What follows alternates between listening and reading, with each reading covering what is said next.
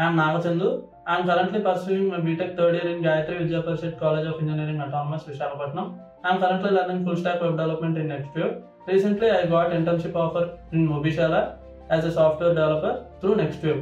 నేను డిసెంబర్ 2021 ఎండింగ్లో నాకు నెక్స్ట్వేవ్ వాళ్ళ నుంచి కాల్ వచ్చింది ఒక వెబినార్ అటెండ్ అవ్వమని.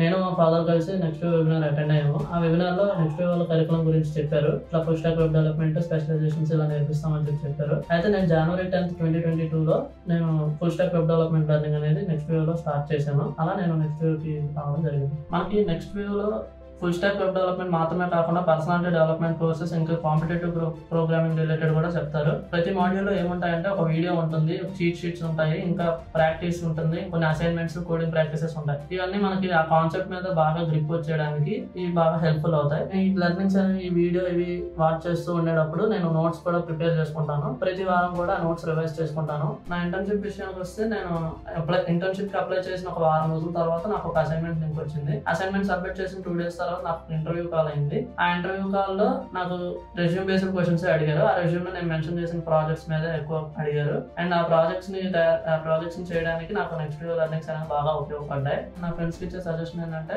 అప్డేటెడ్ గా ఉండండి, కన్సిస్టెంట్ గా నెక్స్ట్వేవ్ లో ప్రాక్టీస్ చేస్తూ ఉండండి, కాన్సెప్ట్స్ బిల్డ్ చేసుకోండి, ఏ ఇంటర్న్షిప్స్ వచ్చినా కూడా అప్లై చేసుకుంటూ ఉండండి. నా ఈ లెర్నింగ్ జర్నీలో మా పేరెంట్స్ నాకు బాగా హెల్ప్ చేశారు.